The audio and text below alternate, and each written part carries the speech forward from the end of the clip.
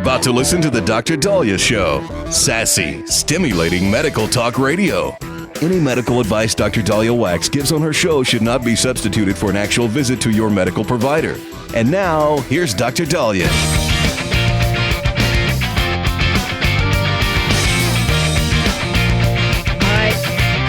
We are back on the Dr. Daliah Show. Thank you all for tuning in. 1-877-DOC-DALI, 1-877-DOC-DALI. So as you all know, I really, really love football. And I kind of groan when it's Pro Bowl Sunday. I shouldn't.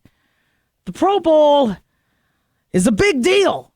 I mean, it's always been a big deal, but it has definitely lost its popularity. It's lost its spice. It's lost its appeal.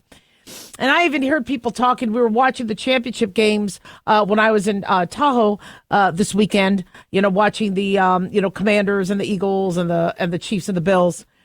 And you hear people talking. Oh, next week's Pro Bowl, I'm free. And the Pro Bowl used to be a really big deal. I think it started in 1939, and it was supposed to be. It is really, really cool when you have athletes who aren't getting prepared, for, the Super Bowl. The Super Bowl came out later, but the Pro Bowl games where you have your stars, doing these games, these celebrity games was great entertainment and great for ratings.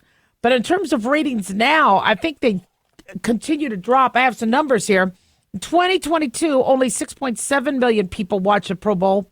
Then it went down to 6.2 the next year. In 2024, 5.75 million. And it keeps dropping. The new format, also, it's not called the Pro Bowl anymore. They're called the Pro Bowl Games, where they have now these little challenges. I tuned in for part of it, and I think they were trying to move a wall, and it was really cool. But what makes it cool is you're seeing Lamar Jackson, you're seeing Josh Allen, you're seeing T.J. Watt, but we're being told that no, a lot of the stars aren't going to be in the Pro Bowl. In fact, Tom Brady was I think almost yearly nominated to be in the Pro Bowl. Now, true, he was in.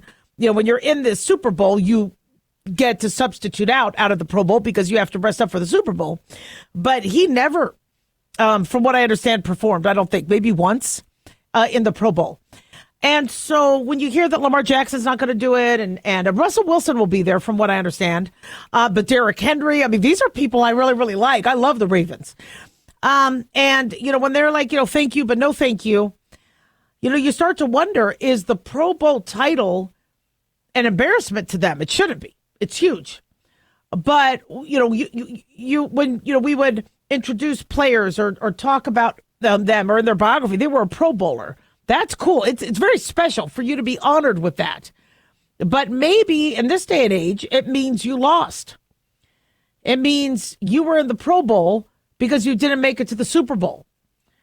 And I'm wondering if a lot of these players are like, this is beneath me. This is not, I was almost in the Super Bowl. I should have been in the Super Bowl after bad calls or some bad plays or dropped balls or fumbles or whatever.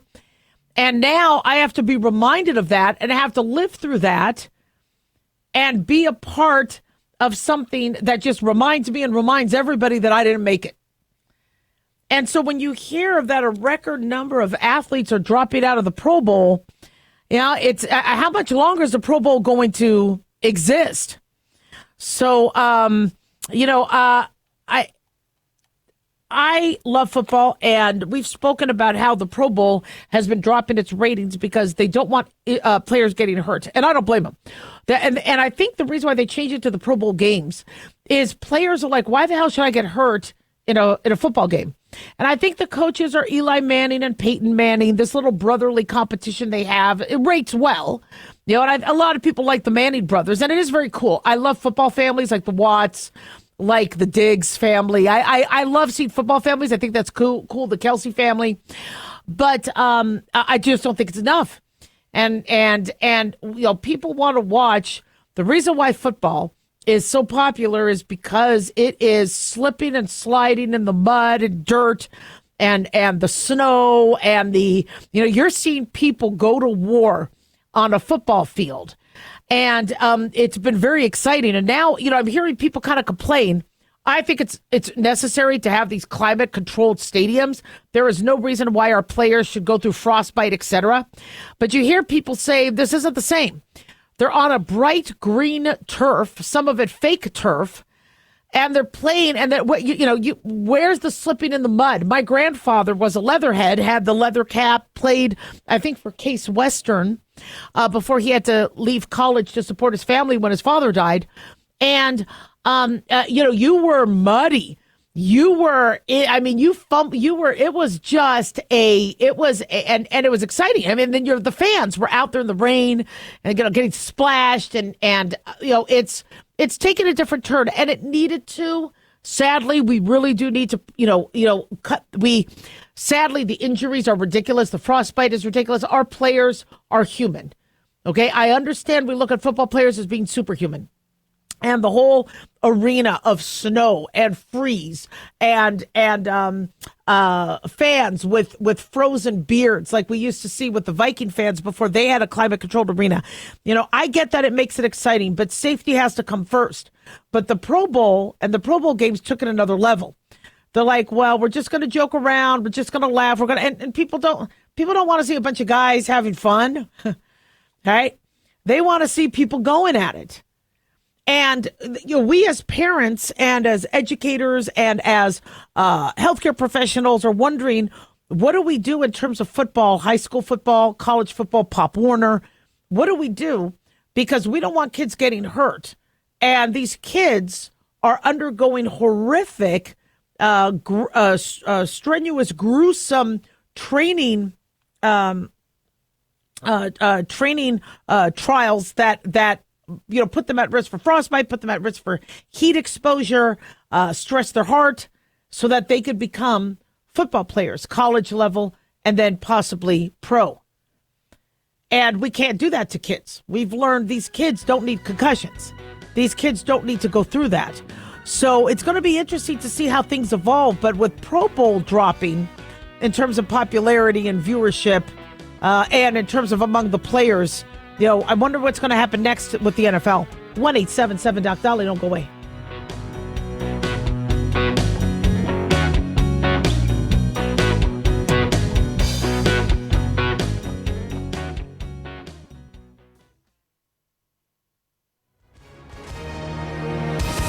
Hi, everyone. If you've been injured in an accident and think you deserve compensation, listen up. We have legal professionals standing by right now to answer your questions for free. They'll tell you if you have a case and how much it's potentially worth. Call 800-710-5100. I'm here with spokesman John Wolf. So, John, tell our listeners who should call right now. Well, Maria, first off, thank you for having me join you to answer the listeners' questions. Now, as far as who should call in, anyone who's been injured in an accident and think you deserve compensation, give us a call right now and find out how much your case is potentially worth. Call 800-710-5100.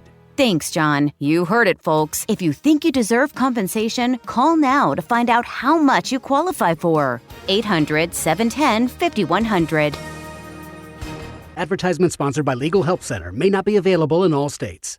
At Hot Shot Secret, we share the science behind common diesel problems and their solutions. For example, Hot Shot Secret Stiction Eliminator. Stiction, that sticky friction, undermines the performance of diesel engines. Third-party ASTM testing verifies that Stiction Eliminator removes 2 times as much stiction than any alternative on the retail shelf. Stiction Eliminator is formulated to be left in the engine oil. It works as you drive. Available at truck stops, Tractor Supply, O'Reilly's Auto Parts, and online at HotShotSecret.com. Hot Shot Secret.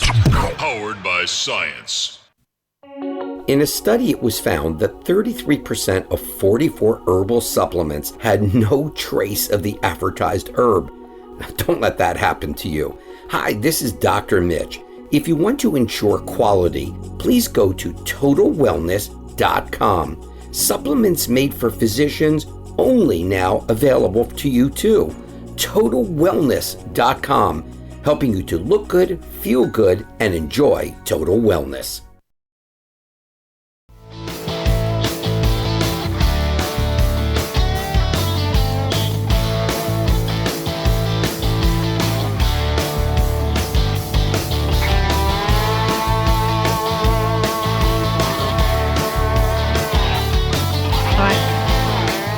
back on the Dr. Daliah Show. Thank you all for tuning in. 1-877-Doc-Dali, 1-877-DOC-DALI.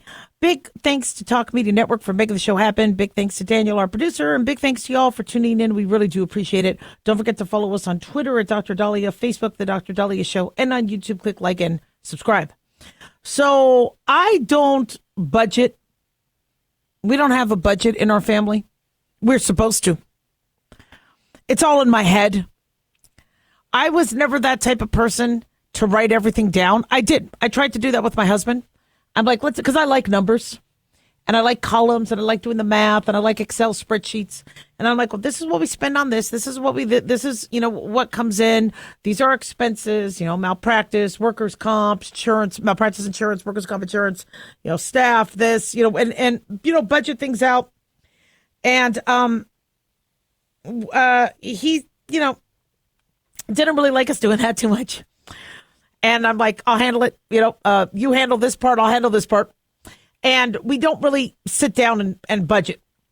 And I think it's wise to do. I think it's something that everybody should do, because when you do sit down and just kind of hash out the numbers, you start to notice what you spend money on. And you're like, wait, are you kidding me? Really? I took my son. My son came back into town after a work trip. So I took him to lunch at a local deli. And on the receipt, there was a credit card fee. If you pay cash, it's one price. If you pay credit card, it's a different price. It's a little bit more. And I don't blame the restaurant. The credit card fees, we had this when we were collecting copays. The bills from the credit card companies was almost making it worth. It was so high that it was like, I guess maybe we need to just stop taking credit cards and only taking cash. And so when you start to look at all the little fees that add up, okay, well, maybe if I pay cash, I could save money. Or maybe I don't need Hulu and Netflix and Paramount Plus and Disney and this. I want to have the NFL package. I think the NFL package or the sport package is $14.99 a month. That's a lot of money on top of all the other streaming services I have. It's a lot of money. And so I definitely urge you to budget and fill, or not even if you don't want to do the act of budgeting, at least write out everything you're spending on. What's this money going to? Some of your credit cards are even showing. I have to admit, even here I am at my age, every time I get a credit card bill, I'm surprised at how much is on there. And my first thought every single month is somebody's using my credit card. And then you start to look, you're like, oh yeah, groceries cost about $150. Yep, I did that. Yeah, and then the gas. And then you look at it, you're like, whoa, that added up. It's probably one of the most common things said in a family. Whoa, this is adding up. That adds up a lot. And so, for those of us who are trying to kind of navigate the economy waters, we're hoping the economy gets better with President Trump. But again, it takes time, after what happened with Biden, et cetera. So, we have to, don't expect anything overnight. I mean, it's definitely going to take a lot of work to get homes down in price again to be pre-pandemic level. I don't know if we're ever going to get there. But I bet if you just stop and take a look at some of the crap you're buying, you'll notice you could save money. Do you really need to go to Starbucks every day? And I don't want to hurt the Starbucks economy, but your morning coffee, how much are you spending? Plus tip, plus tax. Toilet paper, do you really have to wrap your whole hand in the toilet paper before you use it? Or can you get by with half of that? Shampoo. I notice when I use shampoo and conditioner, sometimes my whole palm is full. I don't need a whole palm full of shampoo and conditioner. And so I understand everybody's kind of already given up on their New Year's resolutions, or like, I'm done. Well, okay. So, but still, one of our New Year's resolutions was to save money, was to do better financially. And even though that was too broad for a New Year's resolution, so I didn't like it.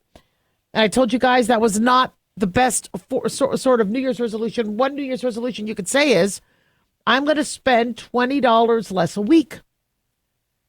Well, how could you find ways to spend $20 less a week? eat out less, cut your lunch sandwich in half, and then you could use the second half for lunch the next day. Instead of drinking a whole can of soda, maybe only drink half and save the rest. Buy wine in a box. I don't know. So these little sort of moves, how can I save $20 a week? How can I save $5 a day? What am I doing that I could cut $5 on?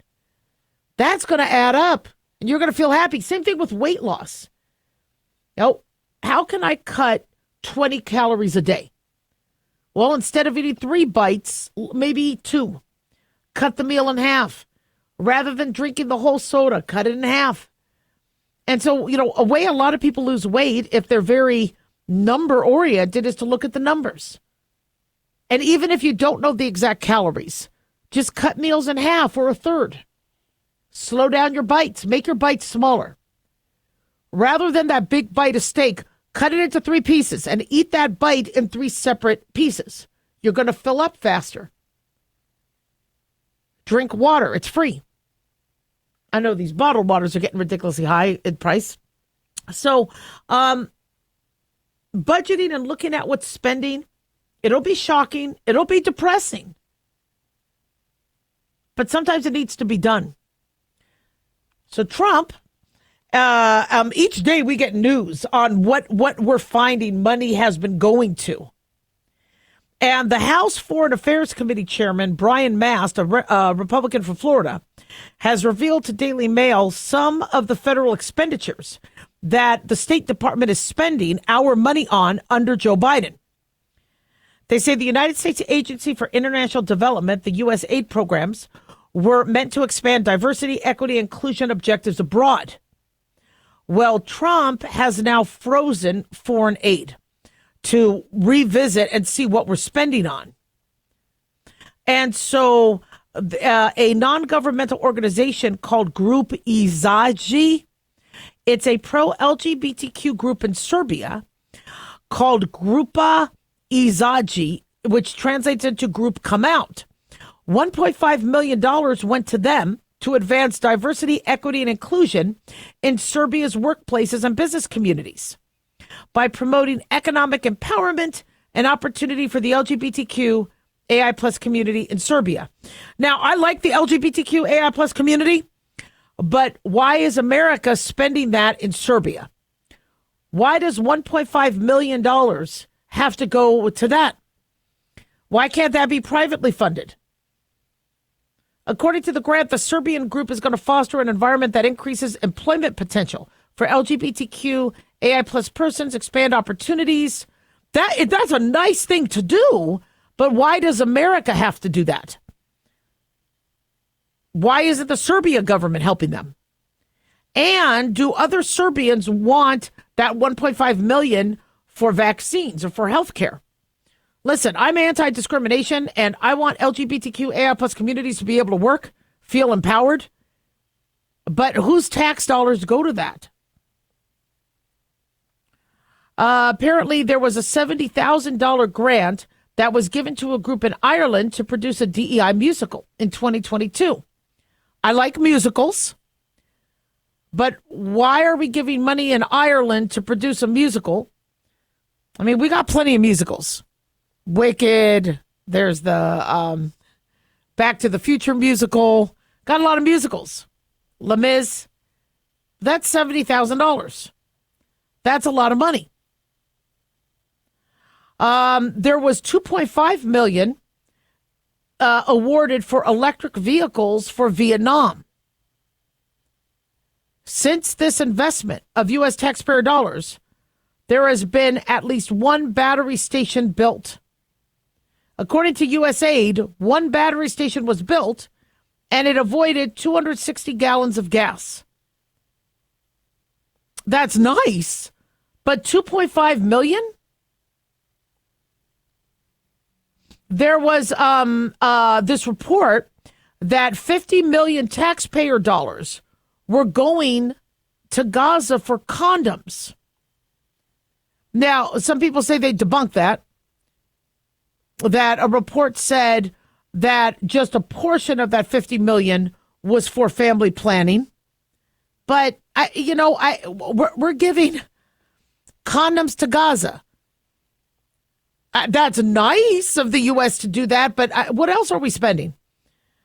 Apparently, there was a $47,000 expenditure on a transgender opera in Colombia and a Peruvian transgender comic book for $32,000. So what Trump is doing is now looking at seeing what we're spending and if that money really needs to be spent. 1-877-DOC-Daliah.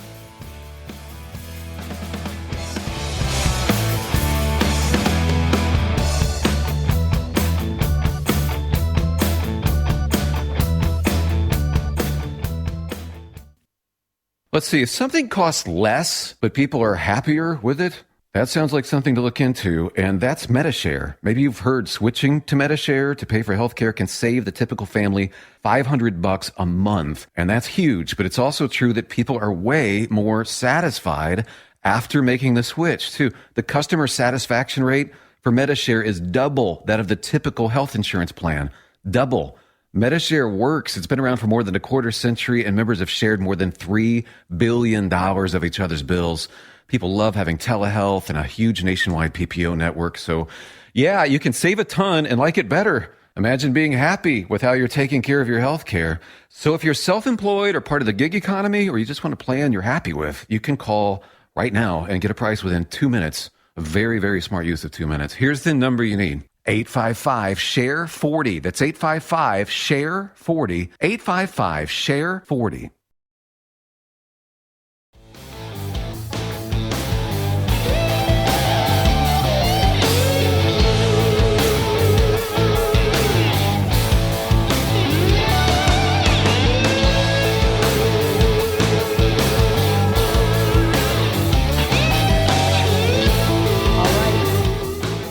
We are back on the Dr. Daliah Show. Thank you all for tuning in. 1-877-Dr. Daliah, 1-877-DOCDALI. So one of my listeners, we're going to keep his name anonymous, says, Doctor, no offense. He says, but you said Trump wants to hire the best of the best, and Trump says he wants people mentally fit. So my listener asks, why is he nominating RFK Jr. when RFK Jr. was a heroin addict? So this is an interesting question from one of our listeners. RFK Jr. has admitted to battling heroin and I believe also cocaine. I think he struggled for 14 years. I give RFK Jr. a lot of empathy. He lost his uncle. He lost his dad. He lost his brother, David, to drugs. Not an easy life. I know the Kennedys are rich and we think they're blessed, but they're cursed with multiple deaths. Look at JFK Jr., his cousin, lost his cousin in the flight accident. And so Robert F. Kennedy had been on a podcast during his presidential campaign, the Sean Ryan Show, and he talked about his addiction and of heroin. And he said, I did very, very poorly in school until I started taking narcotics. He said, then I went to the top of my class because my mind was so restless and turbulent that I could not sit still. He said, according to People magazine, it worked for me.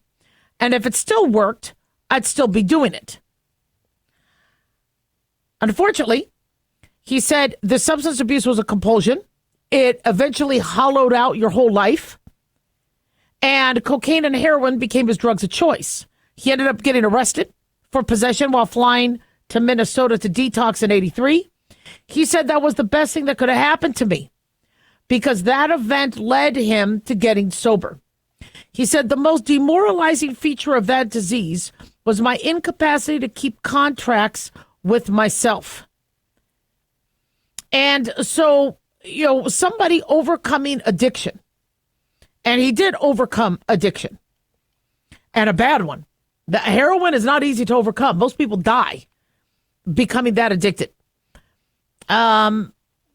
Is pretty remarkable. And I'm not here to sing RFK Jr.'s praises. I don't know if he's going to be nominated. Now, I mean, somebody asked, do I really want RFK Jr. as our Health and Human Services Secretary? Here's the thing. we've been, what I like about him is that he's bringing up issues that we doctors have been asking for a very long time, that patients have been asking for. Clarification, access to studies. The CDC website, very confusing. When I try to look at FluView, it's very confusing. And I'm a physician who's trained to look at these graphs, etc. Not very easy. And I don't think the education should be held from non-doctors. I think if somebody wants to look at flu numbers in their, the local health departments do a fantastic job. But the CDC, it's very confusing. When people were asking me, what's the rate of myocarditis in people who are affected by COVID or people who get the vaccine? There wasn't easy numbers. And so these are things that he has brought up. Do I think he's going to ban vaccines? There's a lot of physicians that are concerned that his anti-vaccine rhetoric in the past is going to be something that they are going to be complicated by and have to struggle with in terms of funding, etc. How I feel about the vaccines is I'm very, very grateful for us having a robust vaccination program. But where we're lacking is parents are scared. They think there's too many vaccines. They've seen or heard of side effects that they want clarity on, education on. And they feel that a lot of the concerns people have or side effects are being silenced. And I was silenced when I heard that somebody had passed out and somebody had gotten their vaccine. And then I'm assuming it was an arrhythmia. And I was talking about this on air. A doctor said, don't be doing that. You're going to scare people. And I'm like, people have a right to know. They have a right to know if the vaccine is going to work. And I felt that the vaccine helped me. And I said that. I thought the COVID vaccine helped me not get COVID. And I really was in support of us having COVID vaccines. But I was very against mandating it. It needed to be a choice. And I was also against anybody trying to silence somebody who wanted to bring up the pros and cons.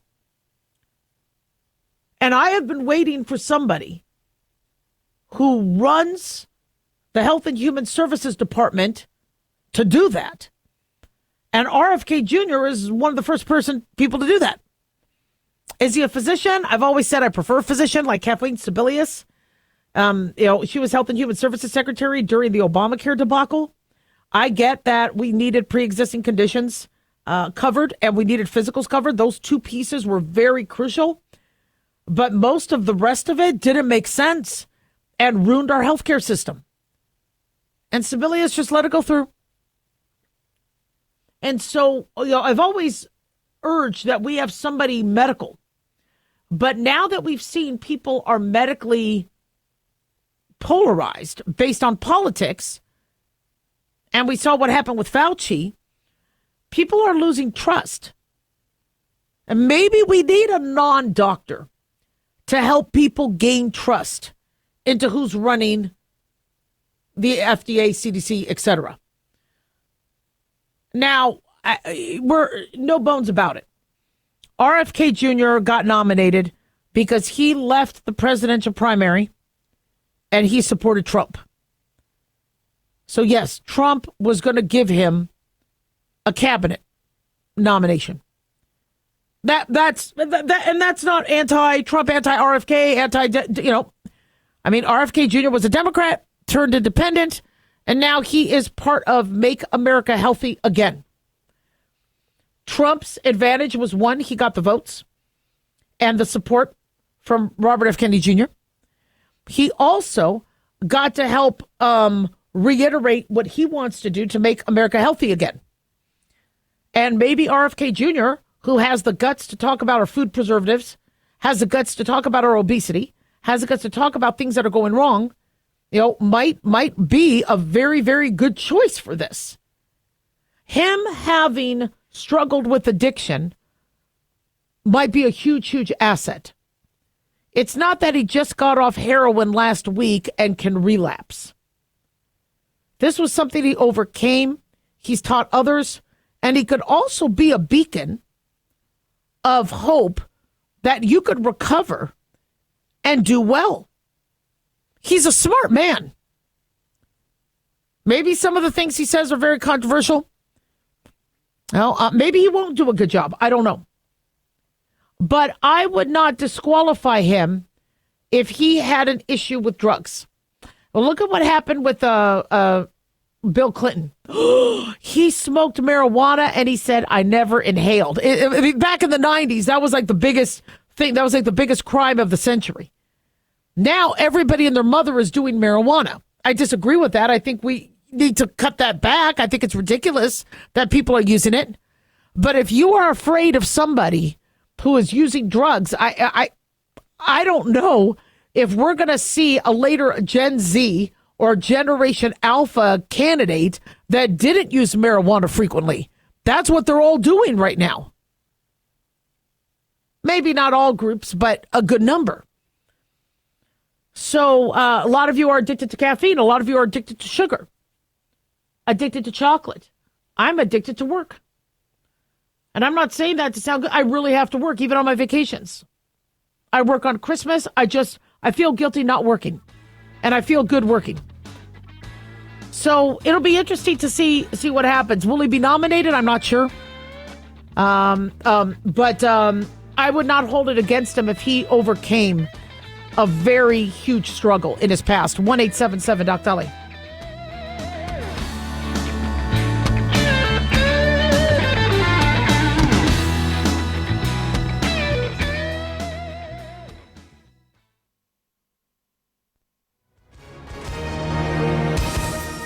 Hi, everyone. If you've been injured in an accident and think you deserve compensation, listen up.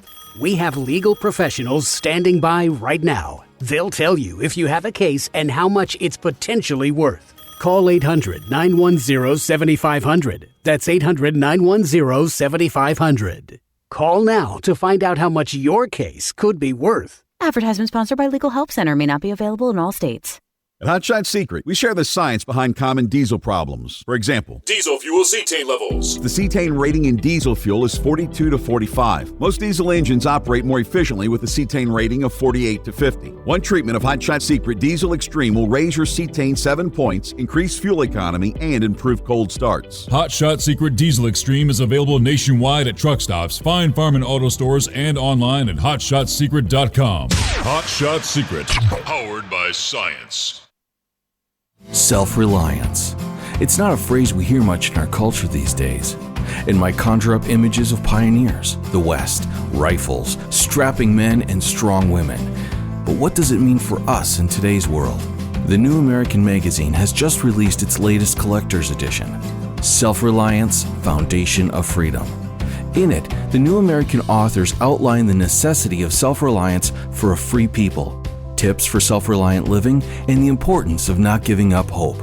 This unique edition includes articles on the self-sufficiency of the founders, preparing for a worst-case scenario, firearms, financial self-reliance, the importance of community, and many other topics by expert writers. Now, for a limited time, the New American is offering a bundle of 3 collector's editions, Self-Reliance, The Great Reset, and Trump World, for just $19.95. Available at shopjbs.org. Visit shopjbs.org today.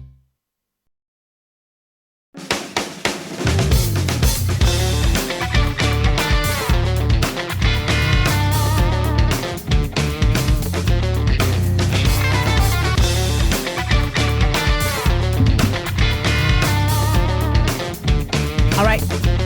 We are back on the Dr. Daliah Show. Thank you all for tuning in. 1-877 Doc Dali, 1-877 DOCDALI.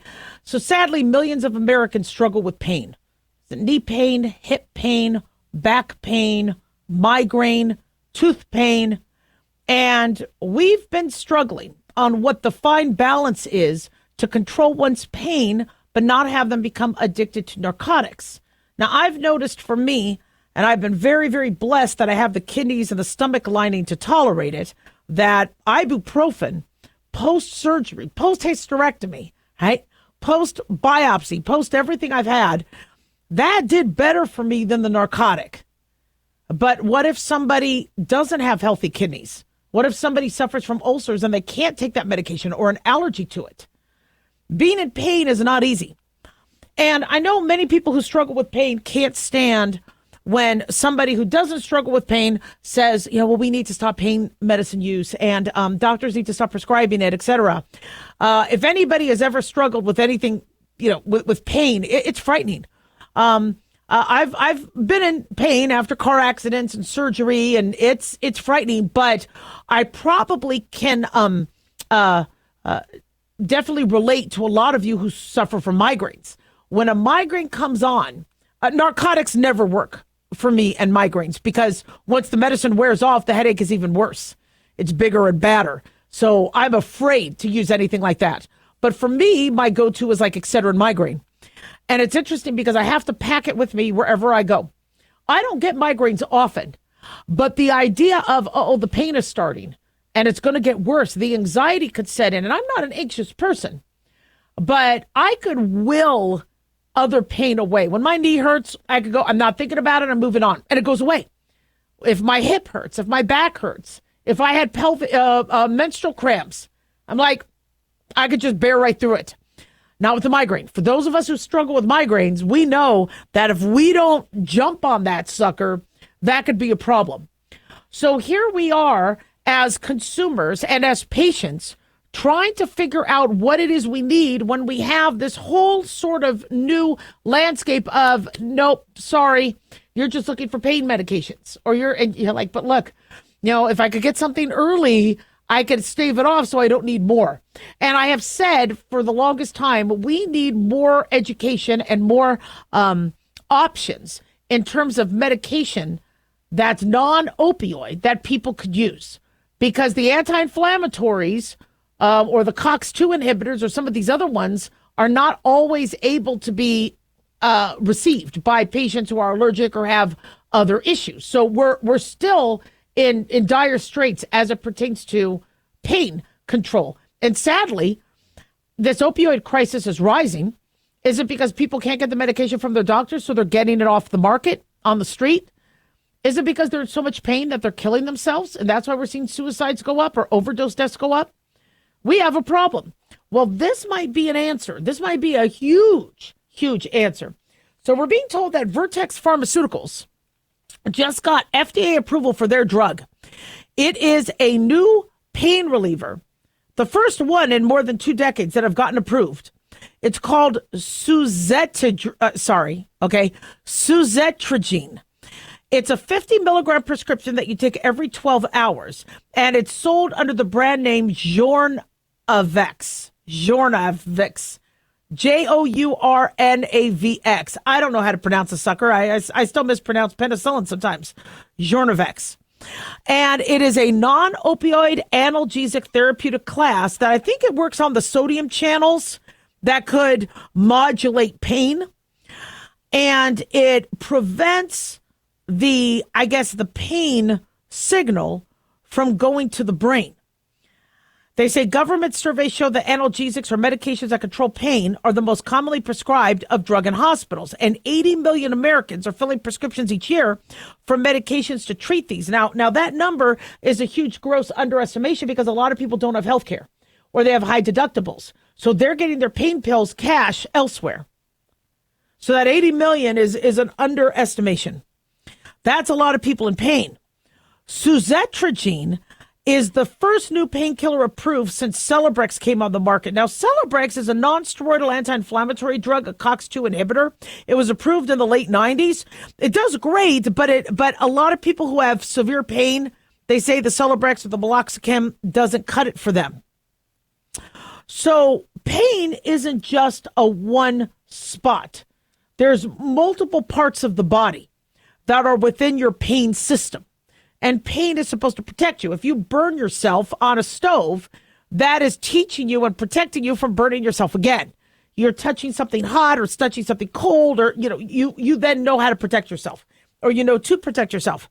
And so if we could address the electrical signal where the tissue is being hurt or the damage is being hurt before it gets to the brain and the dopamine starts to demand narcotics, etc., they say this prevents the pain signal nerves around the body from firing in the first place. Now, it's amazing that something like this could exist. I don't know much about the complications of it, but it works by closing one sodium channel that conducts only pain signals. Because I know a lot of people go, wait a second, I don't want things numb to the point that they don't work.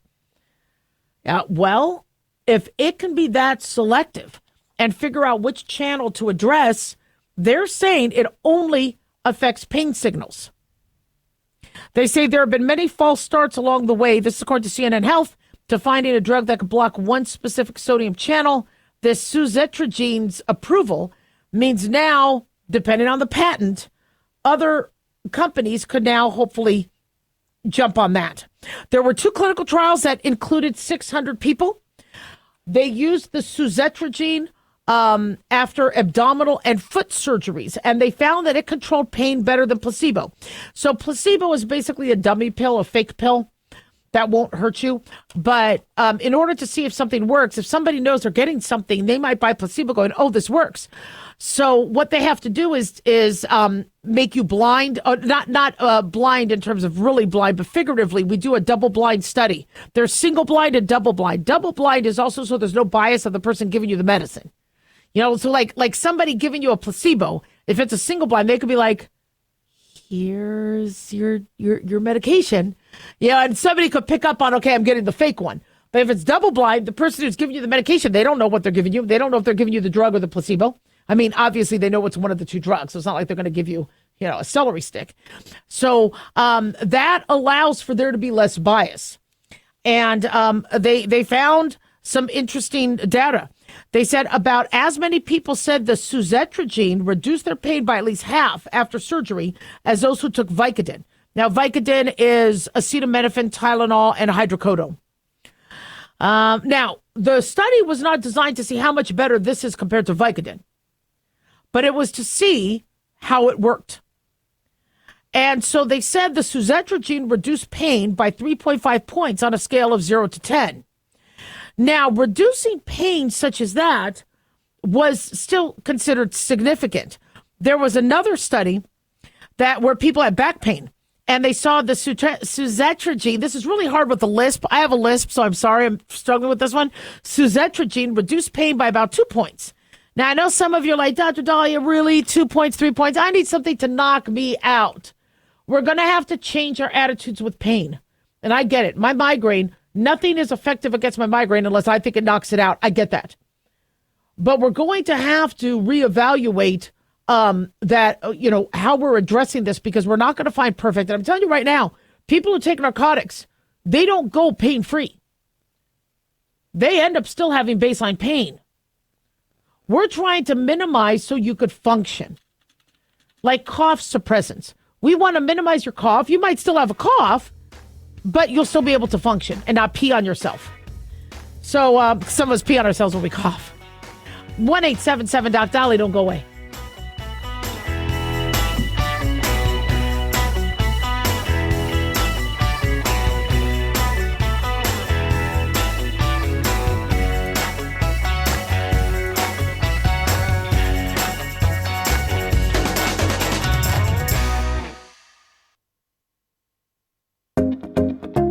Did you know that healthy arteries make a gas?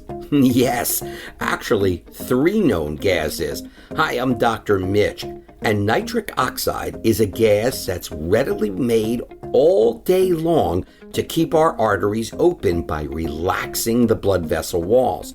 By doing this, our circulation is increased, bringing blood, oxygen, and nutrients to every part of your body. Both age and poor diet can lead to a loss of this precious gas, and in turn, blood pressure can go up, energy can go down, and you can get tingling in your hands and feet. Well, our product, Ultimate Nitric Oxide, can easily help fix this lack of nitric oxide. Go to TotalWellness.com.